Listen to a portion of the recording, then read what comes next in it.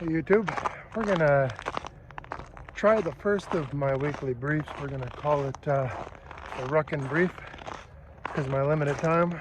I'm gonna be getting in my exercise while I talk to you. Sorry about the background noise, but I am in North Dakota again, and I've got spikes on so that I don't fall on my ass when I'm trying to talk to you. So, about 18 degrees.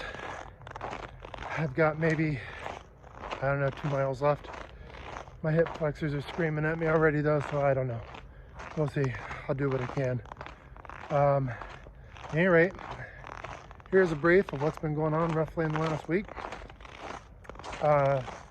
Apparently, in Georgia, some hippie was upset because the police department was going to turn the prison farm, like their farm program where they go out and plant the garden and whatnot.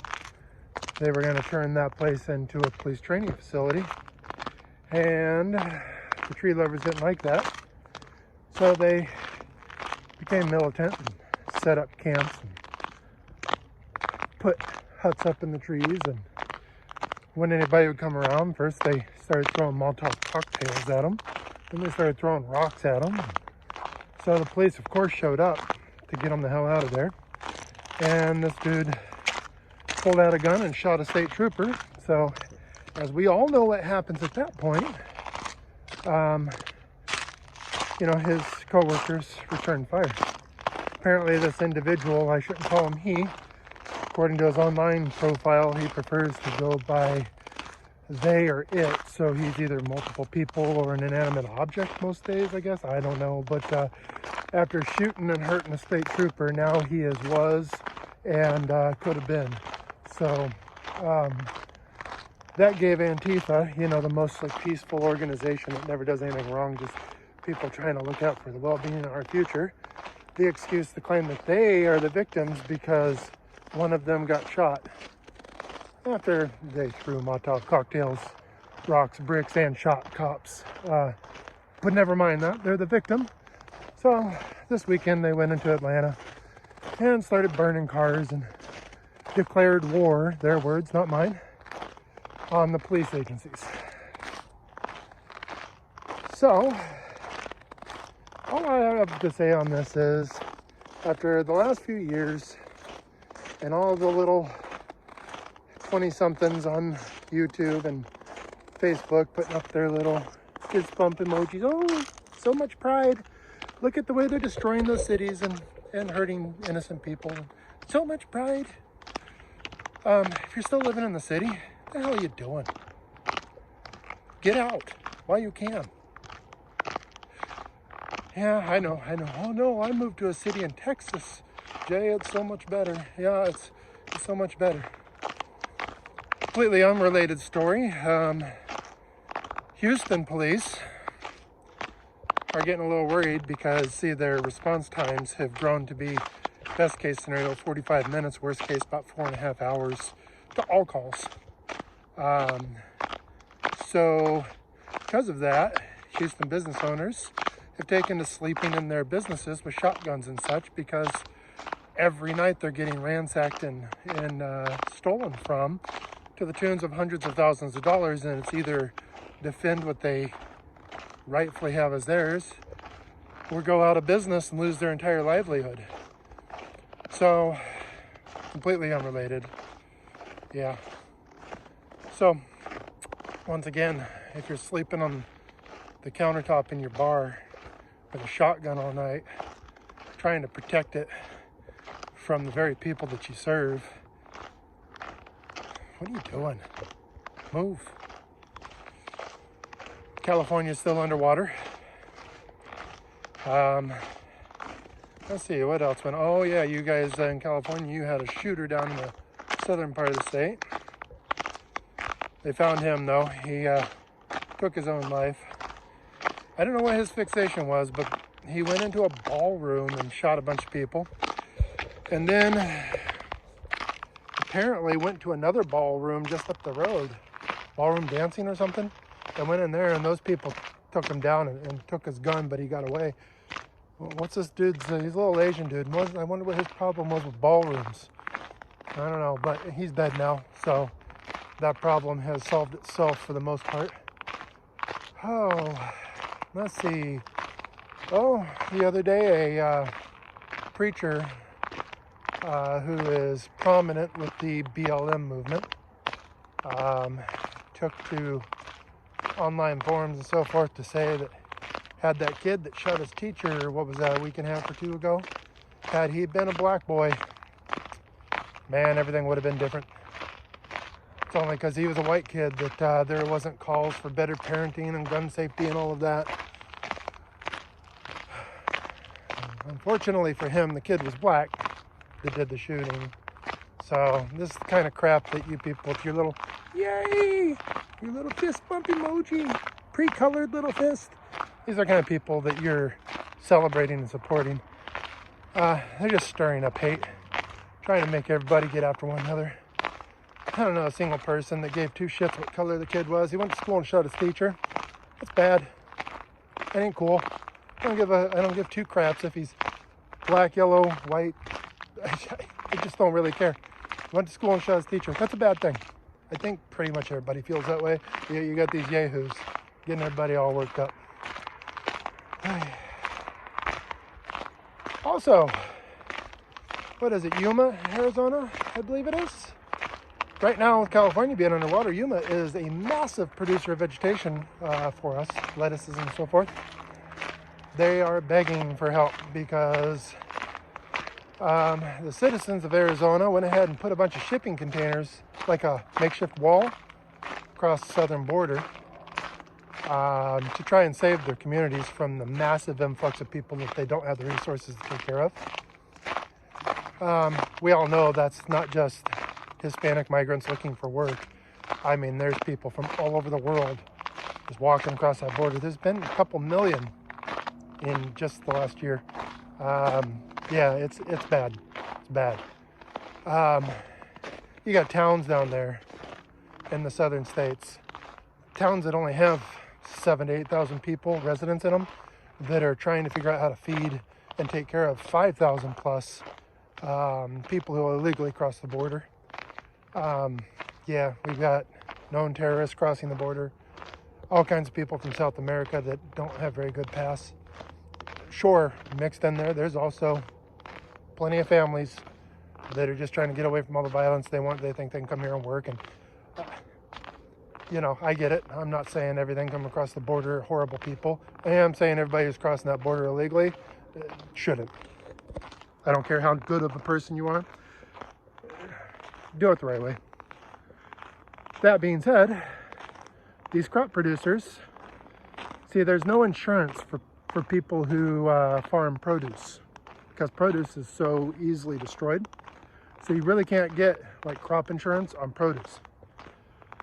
But they have extremely stringent laws on cleanliness. You know, E. coli breakouts and that type of thing on lettuce. Obvious reasons, right? Well, these poor bastards down in Yuma, they're growing something like 80% of our lettuce right now. 80 freaking percent. And guess what's happening? Migrants are coming across the border by the tens of thousands and stomping through their fields, destroying the produce, which they can't be insured upon, and violating most of the protocols for their cleanliness issues. You're not allowed to just have people out stomping around through the vegetation like that.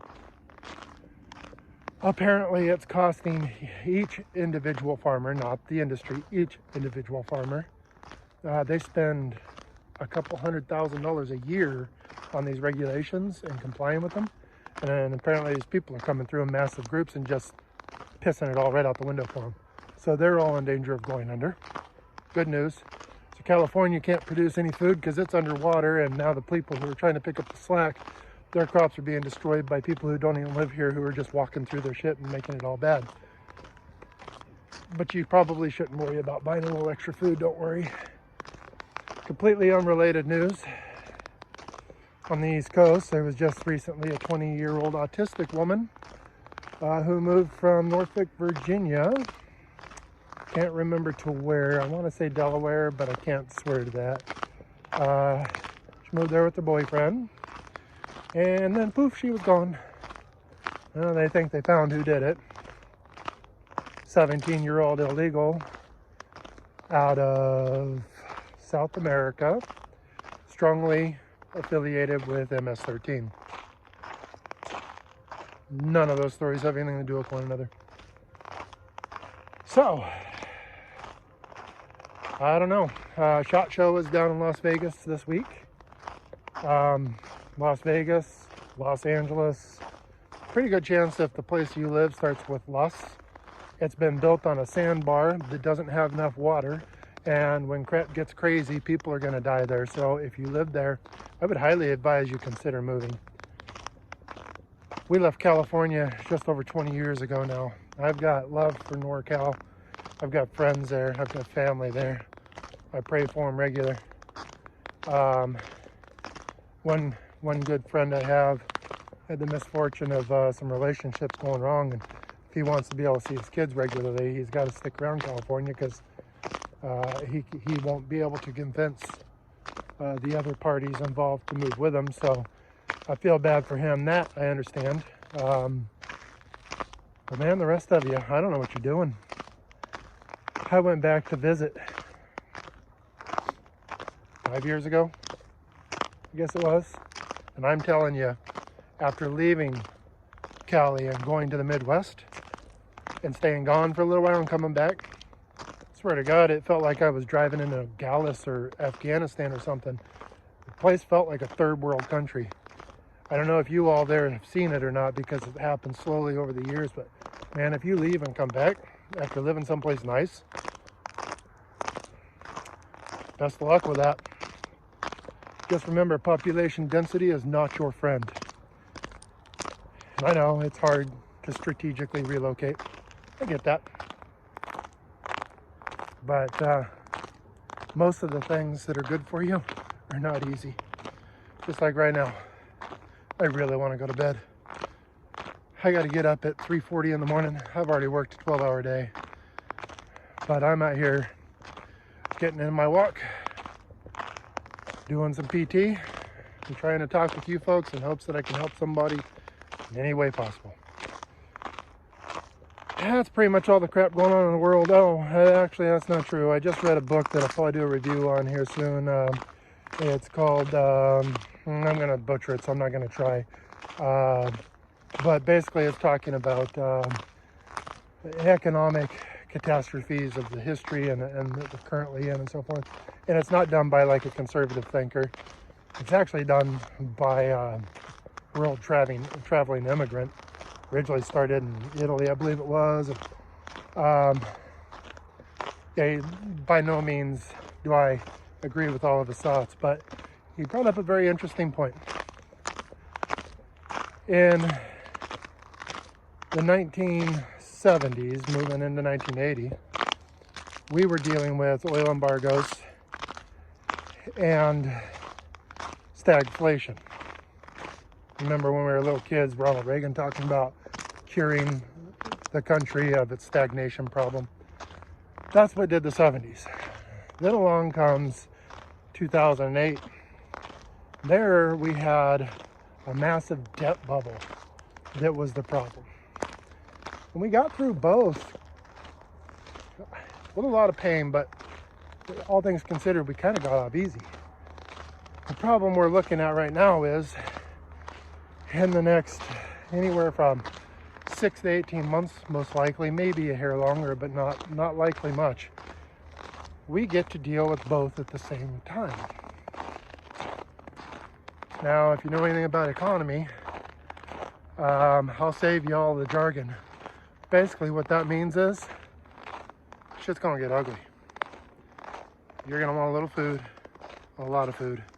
You're gonna want some water, and if you can not be in a city when all the little punks with $80,000 a year tuitions, because you know the people that they've arrested in Atlanta, by the way, none of them have been from Atlanta. Some from Utah, some from all over the country, just like it was with the people that Kyle Rittenhouse had to put down. They weren't from there. They're activists that travel in because they live for this shit. because all they're trying to do is cause chaos. All they want to do is tear down your way of life.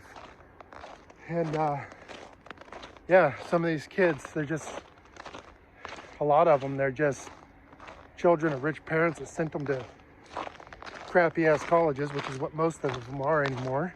And they got indoctrinated into believing this crap.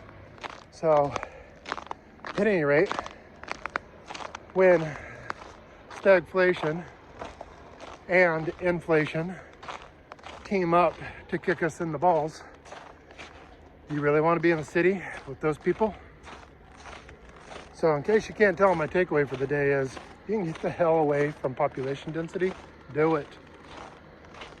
Do it. It literally may save your life.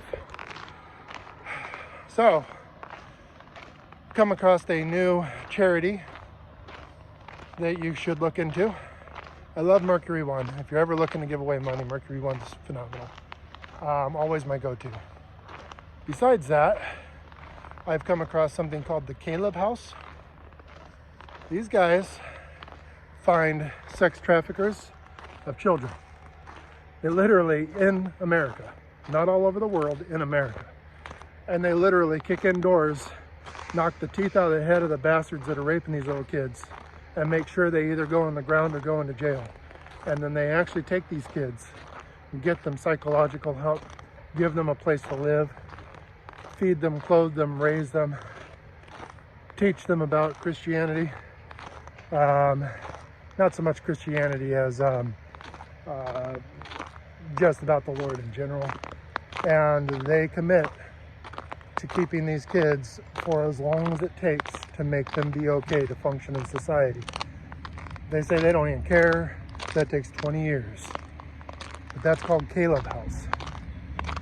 They literally are building this giant facility just to raise these kids and to take care of them, because most of them are in a situation where they can't go back to like a home or anything. So, if you're ever looking for a charity, Caleb House, that's some good shit right there. All right, I'm gonna get some sleep. I gotta get up, like I say, before 4 a.m. in the morning, and I'm ready. So, find a way to do good. Get your PT in so that you can actually do these things when it's needed. And I wish you the best of luck. All of you, I'll see you next time. Go be the good.